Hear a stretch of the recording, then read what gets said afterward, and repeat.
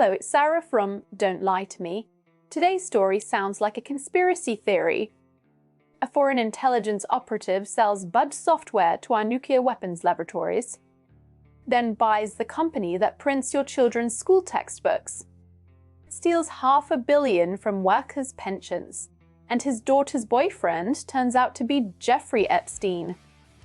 Except every single piece of this is documented. We're not speculating, we're reading the receipts.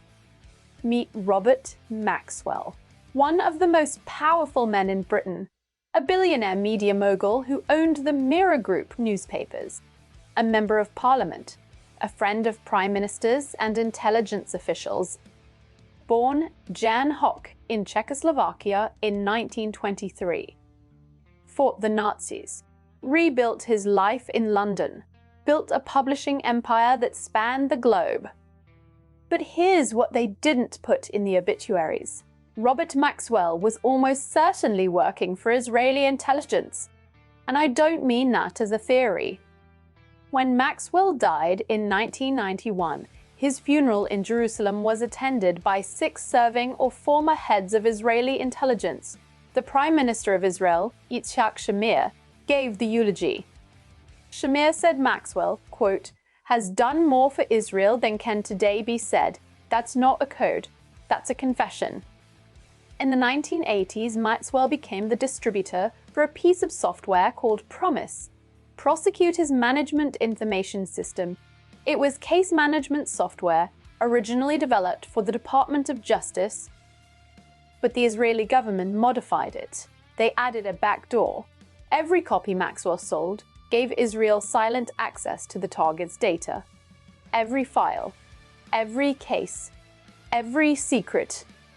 Maxwell sold this bugged software to 42 countries, intelligence agencies, military commands. And here's the part that should make your blood run cold. He sold it to Sandia National Laboratories and Los Alamos, the facilities where the United States designs and maintains its nuclear weapons. Employees at Sandia noticed something was wrong. They alerted the Federal Bureau of Investigation. The FBI opened a counterintelligence investigation. Those files are available on Muckrock if you want to read them yourself. Heavily redacted, but they confirm the investigation was real. Estimated sales: over $500 million in espionage-enabled software licenses.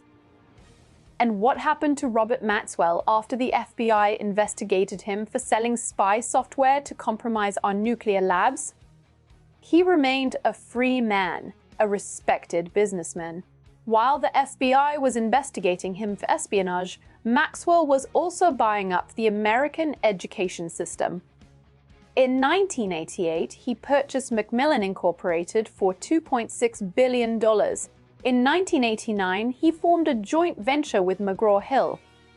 Together, Macmillan-McGraw-Hill became the second largest publisher of school textbooks in the United States, the company that decided what millions of American school children would read. He also owned Pergamon Press, a major scientific and academic publisher. Pergamon published hundreds of scientific journals. It was a gateway to the global scientific community. And Robert Maxwell controlled it. This wasn't passive ownership. In 1995, teachers sued and won a $3.2 million settlement. Maxwell's publishing companies had deliberately withheld a competing math textbook from the Texas market to protect their own products. They were choosing which textbooks reached American classrooms and suppressing the competition. But the textbooks were just the beginning. Robert Maxwell stole between 460 and 800 million pounds from his own employees' pension funds. He used the money as collateral to prop up his collapsing empire. Workers' retirement savings stolen to keep a billionaire's businesses afloat. Nobody went to prison. Not Maxwell. Not his sons who helped run the empire. Not a single executive. The theft was so massive that the British Parliament had to pass an entirely new law, the Pensions Act of 1995. because the existing system was so broken it couldn't even prosecute the theft of nearly £1 billion. On November 5th, 1991, Robert Maxwell was found dead in the water near his yacht. Its name was the Lady Ghislaine, named after his daughter. The official ruling was accidental drowning.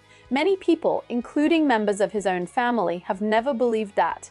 But that's not what this video is about. Now, you've heard of Jeffrey Epstein, but you may not know how he connects to this story. Because the connection goes through Maxwell's daughter, Ghislaine, and it starts before Robert Maxwell even died. According to the BBC documentary House of Maxwell, released in 2022, Jeffrey Epstein had an agreement with Robert Maxwell to hide stolen pension money offshore. Document evidence of this arrangement was found in the yacht's cabin after Maxwell's death, and when those documents were discovered, Ghislaine Maxwell ordered the crew to shred the papers. But it gets worse. As of 2004, Jeffrey Epstein was the custodian of Robert Maxwell's personal correspondence and files. At his Palm Beach residence, we don't know what was in those files. We do know who had them. In 2025, Ghislaine Maxwell testified to the Department of Justice. Under oath, she said, and I quote, "I introduced Epstein to Murray Gell-Mann, and Murray Gell-Mann and Epstein got along very, very well." Murray Gell-Mann was a Nobel Prize-winning physicist. He co-founded the Santa Fe Institute, and the Santa Fe Institute is packed with scientists from Los Alamos and Sandia, the same nuclear weapons laboratories that Robert Maxwell sold Bud spy software to. Ghislaine said she made the introduction through her father's connections at Pergamon Press. The scientific publishing empire was the access mechanism. In 1993, Epstein purchased a property called Zorro Ranch in New Mexico. It is 65 miles from Los Alamos National Laboratory and 45 miles from Sandia National Laboratories. The same two facilities Robert Maxwell compromised with Promise Software. Epstein hired a construction company called Bradbury Stam to build out the ranch. Bradbury Stam is known for building classified facilities at Los Alamos and Kirtland Air Force Base. He didn't hire a local contractor. He hired the people who build nuclear weapons facilities. In 2016, a private microwave communications link was built from the ranch to Sandia Crest Tower, a direct line to Sandia's communications infrastructure. The ranch was sold in 2023 to Donald Huffines, a Trump ally. The microwave link reportedly remains active. Now, there's one more claim, and I want to be very clear about what it is and what it isn't. Ari Ben-Menashe, a former Israeli intelligence officer, says he met both Jeffrey Epstein and Ghislaine Maxwell in the 1980s. He claims both were already working with Israeli intelligence and that they ran a honey trap blackmail operation under Robert Maxwell's direction. I'm telling you what he said. I'm not telling you it's proven. What is proven is everything else I've just laid out. So let me recap the documented chain. Robert Maxwell, linked to Mossad, sells Bub software to our nuclear weapons laboratories. The FBI investigates. Nothing happens. He buys the second largest textbook publisher in America. He steals $500 million from pension funds. Nobody goes to jail. His daughter introduces Epstein to nuclear scientists through the publishing empire. Epstein buys a ranch between the two nuclear labs, hires the company that builds classified nuclear facilities, builds a microwave link to Sandia. Every single step documented. And the government? The government let all of it happen. The FBI investigated Maxwell for compromising nuclear facilities, then watched him buy textbook companies. Congress held hearings on Promise. Multiple congressmen called for action. Nothing happened. The system was designed to protect the powerful, not to protect you. It still is. If you want more content like this, hit subscribe and ring that bell. It helps us reach more people. Give this video a like, and tell me in the comments, what do you think was on those files Epstein was keeping at Palm Beach? Every source in this video is linked in the description below.